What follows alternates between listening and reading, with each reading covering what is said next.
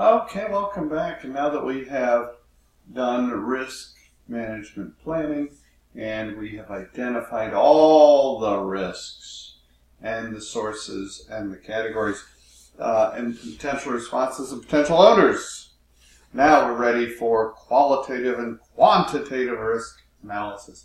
Both are going to use probability and impact. Qualitative is going to use it subjectively, and quantitative risk analysis is going to use it numerically. So by now, in this process, we will set who the risk owners are, and it's going to lay the foundation for quantitative analysis. You will do qualitative analysis for all the risks that you've just identified.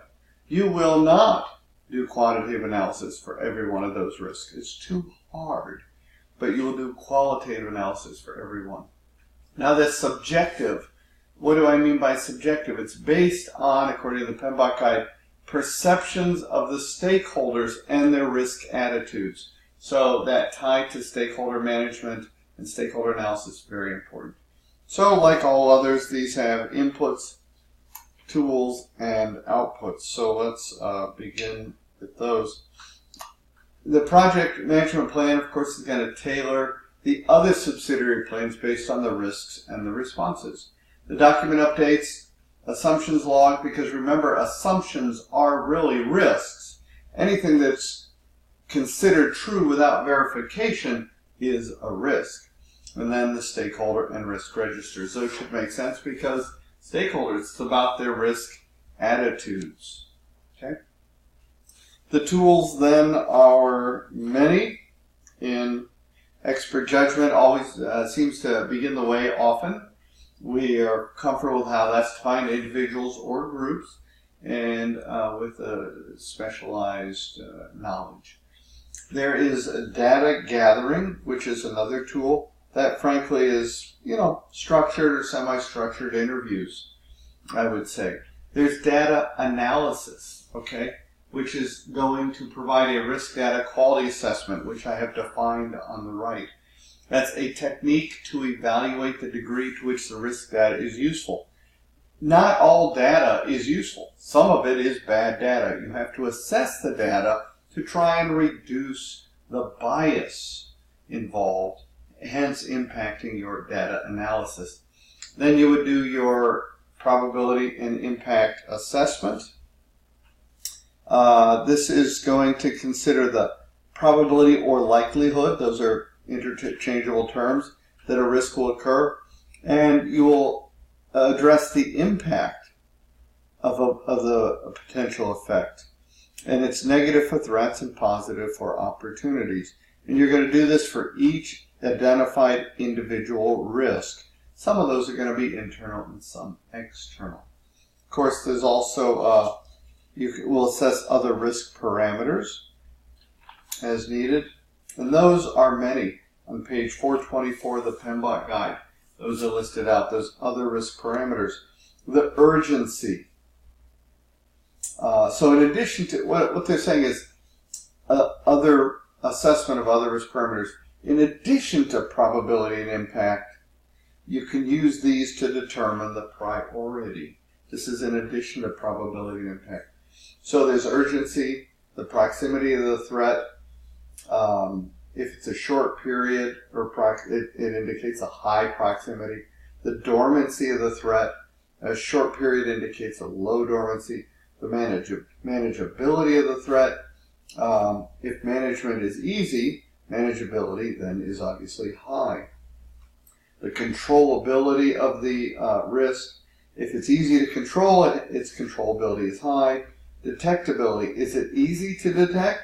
Then detectability is high. Connectivity is another one. Where a risk is connected to many other risks, connectivity is considered high. Okay? And all of these listed on page 424. If it's a strategic impact and there's a major effect on strategic goals, the impact is high. And propinquity, that's a good one. Keep that in mind for the exam. That's the degree to which a risk is perceived to matter to the stakeholders. Where a risk is perceived important, propinquity is high. So keep those in mind.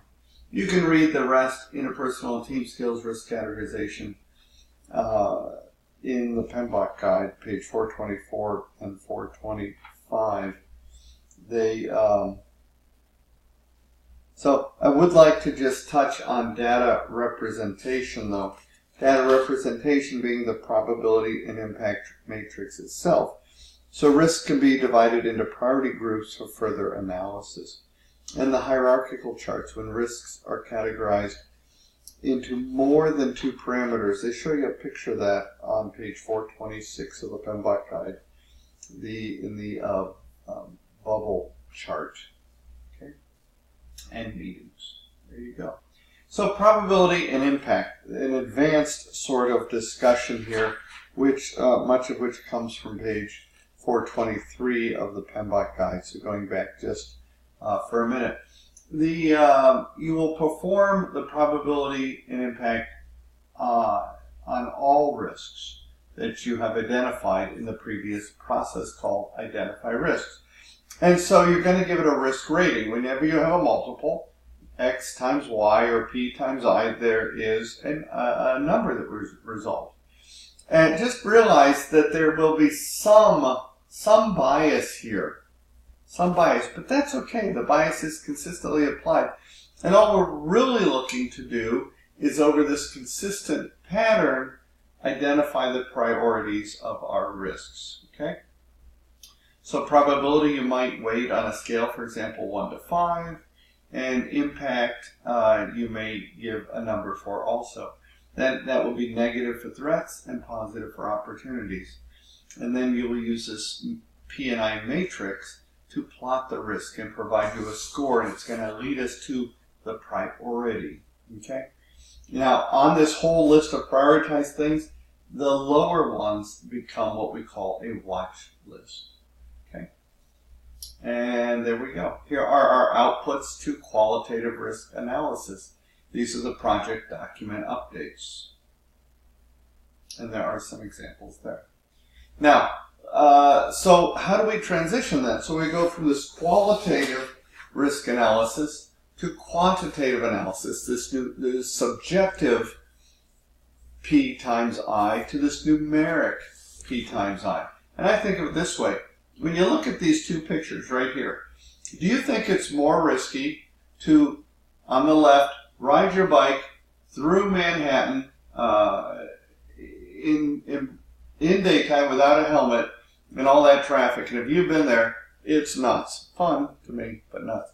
Or is it safer or riskier to walk through Central Park during the same time period? Well, most students would answer riding their bikes is my experience through Manhattan. But the data is it's actually riskier to walk through Central Park based on hospital records. Okay, now, could there be some bias in that? There might be. What if there are other records? What if I didn't ask the right questions? There are other ways to assess it. Now, in the other one, there are 65,000 lightning storms around the world at any one time, according to my literature back when I was in the Air Force. Are you more likely to be killed by a lightning strike or mauled to death by a grizzly bear? And since grizzly bears' homelands are limited and lightning is everywhere, often students will answer generally the lightning strike. But the data is that more people die from grizzly bear attacks every year than they do from lightning. So this is the difference between qualitative and quantitative. One is subjective, but the other is going to use numeric actual data. It just takes longer, and that's why we can't do it for every single risk. So now we're going to perform a quantitative risk analysis, which is a numeric probability impact. But because this is hard, it's not required for every project or every risk. You will do qualitative risk analysis for every risk. Okay? And you will also, the inputs then follow the project plan and project documents. The PMBOK guide differentiates here between cost variability and confidence level.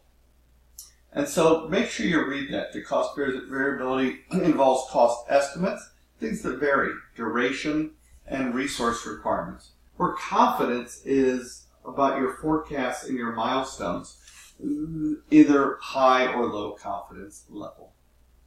My tools then are many and varied. So I ask you again to read the PMBOK guide, page 432 and around it.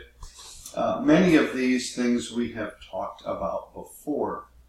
What I want you to note is on interpersonal and team skills, this is new. You will facilitate during a risk workshop.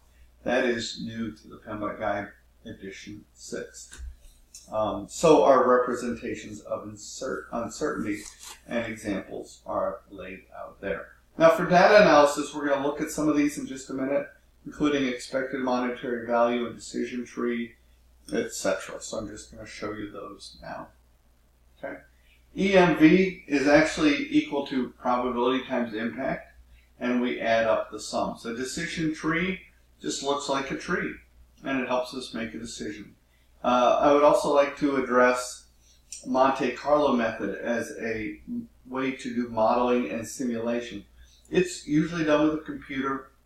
It will determine for you, based on all the input you give it, the critical path, and etc.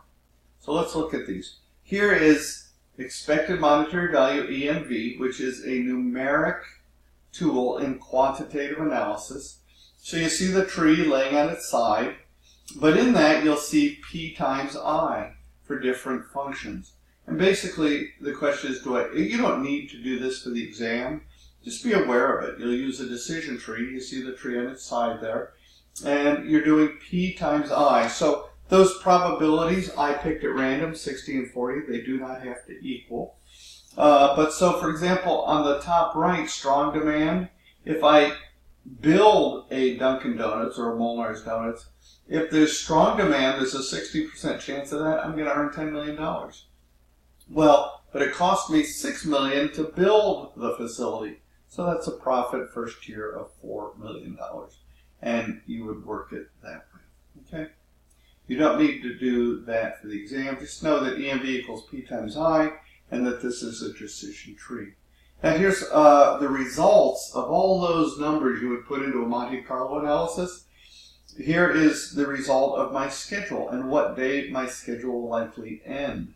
So I have a 50% probability or likelihood that the project will end on day 145. So imagine if the project costs $10,000 a day and I can finish on day 160, a full 30 days in advance. 30 days in advance, I can save a fortune. So what I say to my boss is, look, if I can motivate the team to end by day 160, will you grant them a bonus of $2,000 each? I'd work hard for that. And so in doing so, I get the work done early, the team gets a bonus, and the product is accepted. And this is how I can tie this to risk management, to cost management, to schedule management, etc. I've just integrated and reviewed multiple plans. Here are the outputs of perform quantitative risk analysis. It's frankly project document updates. And I give examples there for that. Okay, that's it. Good lesson. Let's pick it up again in a few minutes.